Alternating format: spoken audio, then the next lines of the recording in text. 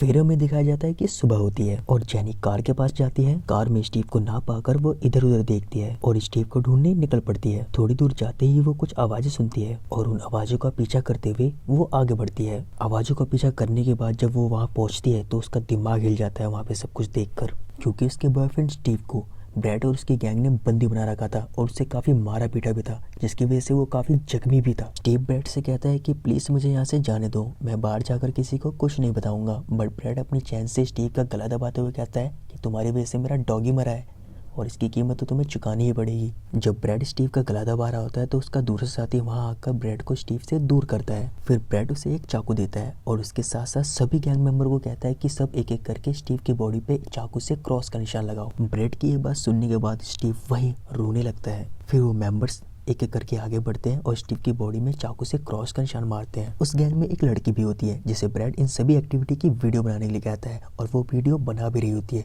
ताकि वो बाद में ये वीडियो देख के एंजॉय कर सके। वहाँ बैठी जेनी अपनी आंखों से ये सब कुछ देख रही होती है और वो मुंह पे हाथ रख के रो भी रही होती है क्योंकि वो स्टीव के लिए कुछ भी नहीं कर पा रही होती। फिर जेनी अपने मोबाइल को स्टीव के मोबाइल के ब्लूटूथ की मदद से कनेक्ट करती है और कॉल करती है, क्योंकि स्टीव का सेलफोन तो ब्रैड के पास होता है और जेनी की कॉल देखकर ब्रैड बिल्कुल समझ जाता है कि जेनी है कि आसपास है। फिर जेनी भी वहाँ से खड़ी होती है और भागना शुरू कर देती है। वो सभी जेनी को भागता हुआ देख लेते हैं और साइकिल से उसका पीछा करते हैं। इधर स्टीव थोड़ी कोशिश करके अपने आप को उन तारों के बीच से निकाल लेता है। दूसरी तरफ जेनी काफी तेजी से भाग रही होती है और वो सारे भी तेजी से उसका पीछा कर रहे होते हैं। तभी वहाँ थोड़ी सी झाड़ियाँ होती है और जेनी वहाँ से एक बड़ी सी लकड़ उठा लेती है और उन झाड़ियों के पीछे छुपकर उस बड़ी सी लकड़ को उनकी साइकिल के आगे लगा देती है। ब्रैड के साथ साथ उसकी गैंग के सभी लोग साइकिल के साथ वहीं गिर जाते हैं। इसी बीच जेनी को वहाँ से भागने का मौका मिल जाता है और वो वहाँ से भाग जाती है। इधर स्टीव भी भागते भागते अपनी कार के पास पहुँच जाता है और जैसे डिक्की खोलता है आवाज आने लगती है और ये आवाज ब्रैड और उसकी गैंग के सभी लोग सुन लेते हैं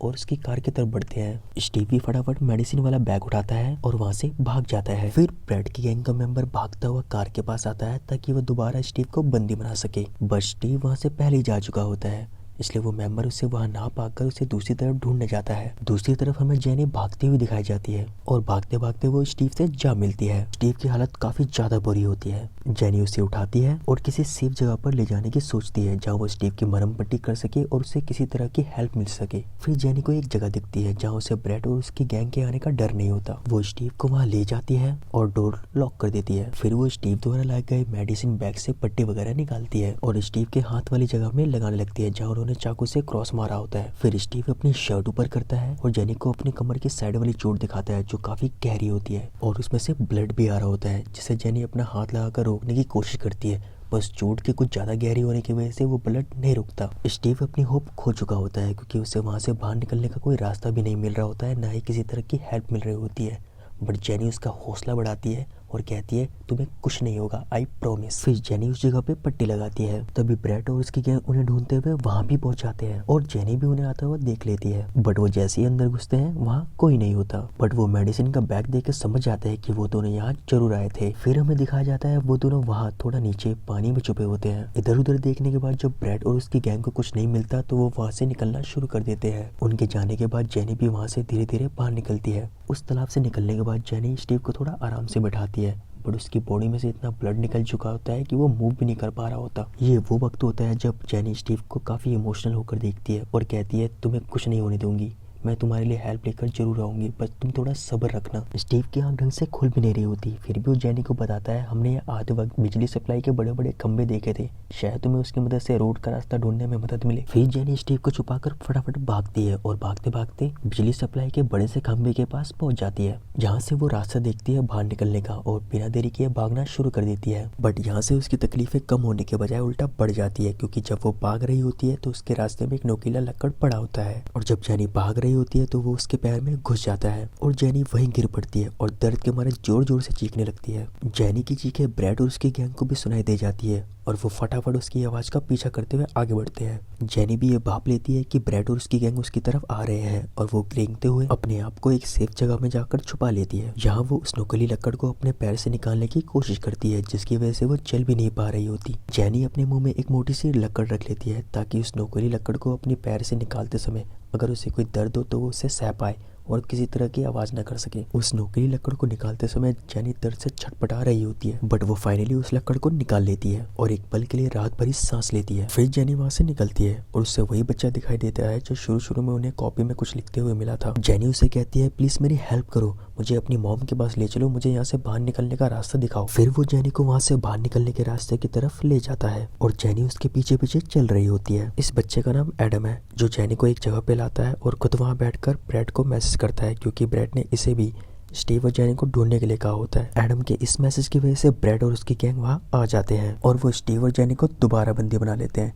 आपको बता दें, स्टीव ऑलरेडी मर चुका है, इसलिए ब्रैड स्टीव के साथ साथ जेनी को भी जिंदा जलाने की सोचता है। ब्रैड एडम को कहता है, तुम्हें हमारी गैंग ज्वाइन करने के लिए इन दोनों को जलाना पड़ेगा। एडम उन सब के डर की वजह से उसे जला देता है। जेनी की आंखों के सामने स्टीव जल रहा होता है, बट वो कुछ भी नहीं कर पाती। उसी गैंग की लड़की इन सभी एक्टिविटीज की वीडियो बना रही होती है, या फिर हम यूँ कह सकते हैं कि स्टीव को टॉर्चर करने से लेकर उसको जलाने तक सब कुछ उसके मोबाइल में रिकॉर्ड होता है। वो आग जेनी की भी रस्सी में लग जाती है, जिससे वो धीरे धीरे रस्सी को जला देती है और एक जलती हुई लकड़ उठाकर ब्रैड को अपने पास नहीं आने देती। फिर जेनी वहाँ बाल्टी में रख के पेट्रोल को बिखेर देती है और उसमें आग लगाकर वहाँ से भाग जाती है। फिर ब्रैड भागते हुए जेनी को धमकी देता है, अगर तुम वापस नहीं आई तो मैं एडम को जला दूंगा। ब्रैड भी गुस्से में पागल हो रखा होता है और वो एडम को जिंदा जला देता है। जेनी की आंखों के सामने एडम जल रहा होता है, बट वो कुछ भी नहीं कर पाती। फिर जेनी वहाँ से निकलती है और एक खंबे के पास पहुँचती है, जहाँ उसे एक मैप मिलता है जिसकी मदद से वो वहाँ से बाहर निकल सकती थी। फिर जेनी खंबे में लगे शीशे को तोड़ती है ताकि वो मैप को निकाल सके। जेनी मैप लेकर रास्ता समझ ही रही होती है, तभी उसे ब्रैड के आने की आवाज सुनाई देती है और पैर में चोट लगी होने की वजह से पास के कूड़ेदान में जाकर छुप जाती है। ब्रैड और उसके साथी वहाँ पे आते हैं और जेनी को वहाँ ना पाकर वहाँ से चले जाते हैं। उन दोनों के वहाँ से जाने के बाद जेनी उस कूड़ेदान से निकलती है और कूड़ेदान में गीला और सूखा कूड़ा मिक्स होने की वजह से जेनी कुछ ज़्यादा ही मैली हो जाती है। फिर वो एक कांच के टुकड़े को उठाती है और अपने ड्रेस से फाड़े हुए कपड़े से बांधकर पकड़ती है ताकि वो उस टुकड़े को ब्रैड से लड़ने का हथियार बना सके। फिर जेनी अपने आप को वहाँ लगे शीशे में खड़े होकर देखती है। तभी वहाँ ब्रैड की गैंग का एक मेंबर आता है, क्योंकि अब जेनी के सर पे भूत सवार होता है और वो बिना कुछ सोचे समझे पीछे मुड़ती है और उस कांच के टुकड़े को उसके गले में घुसा देती है। वो बच्चा तड़पते हुए वहीं मर जाता है, बट बाद में जेनी उस बच्चे को गोद में लेकर रो रही होती है, क्योंकि वो अच्छी तरह जानती है कि ब्रैड ने इन सबसे ये सब कुछ करवाया है, बट था तो ये बच्चा ही। धीरे धीरे टाइम बीतता है और रात हो जाती है। ब्रैड और बाकी मेंबर उस बच्चे की डेड बॉडी के पास पहुंच जाते हैं और रो रहे होते हैं। तभी वहाँ का एक मेंबर रोते हुए कहता है कि ये सब कुछ तुम्हारी वजह से हुआ है, तुम ही ने कराया है ये सब कुछ और तुम ही जिम्मेदार हो इन सभी चीजों के। ब्रैड पहले से ही अपना आपा खो चुका होता है और वो उसकी बात सुनने के बाद उससे झगड़ा करने लगता है। झगड़ा इतना ज्यादा बढ़ जाता है कि ब्रैड उसे भी मारकर उसकी जान ले लेता है। ब्रैड की गैंग की वो लड़की जो शुरू से ही सारी एक्टिविटीज की वीडियो बना रही थी, वो ब्रैड को इस तरह से अपने ही गैंग के मेंबर को मारता देख घबरा जाती है और वहाँ से भाग जाती है। दूसरी तरफ हमें जेनी दिखाई जाती है, जो भागते भागते मेन रोड के रास्ते पर पहुंच जाती है, जहाँ पे गाड़ियां आ और जा रही होती है। फिर वो फटाफट रोड की तरफ बढ़ती है, बट उसका पैर फिसलता है और वो लुढ़कते हुए एक गाड़ी वाले के सामने आ गिरती है। वो गाड़ी वाले भी सही टाइम पे ब्रेक मारता है और वैन से बाहर आता है। फिर वो उससे हेल्प मांगती है और वो उसे अपनी वैन में बिठा लेता है। वैन में जेनी उस वैन वाले को उसके और उसके बॉयफ्रेंड के साथ हुई सारी घटनाओं के बारे में बता देती है। वो वैन वाले भी जेनी को बताता है कि वो भी अपने छोटे भाई को ढूंढने के लिए आया है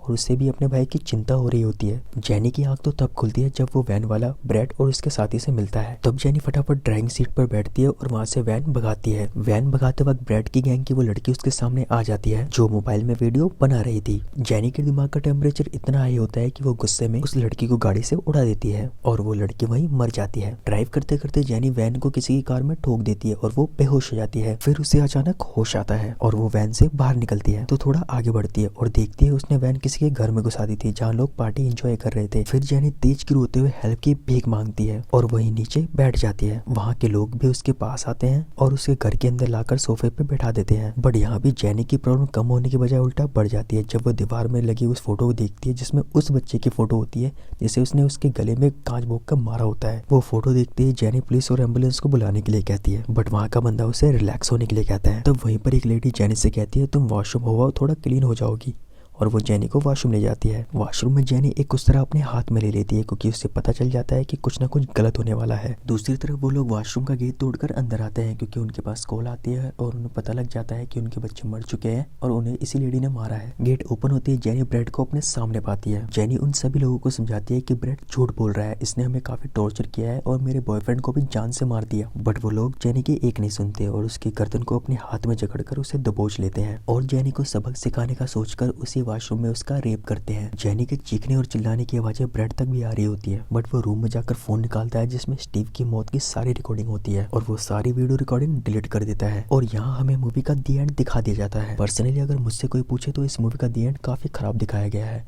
अगर कोई कपल अपना टाइम स्पेंड करने किसी जगह पे जाता है तो ये किसी का हक नहीं है कि वो उससे परेशान करे, चाहे वो बच्चे ही क्यों ना हो। और हर शरारत की एक लिमिट होती है। बट एंड में जेनी को एक दर्दनाक सजा देते हुए दिखाया गया है क्योंकि उसने उनके बच्चों को मार दिया था गुस्से में, जबकि हम अच्छी तरह जानते हैं कि ये सारा काम ब्रेड ने उनसे कराया था। और हम स्टीव और जेनी पर हुए टॉर्चर और स्टीव के मर्डर को भी तो नहीं भूल सकते।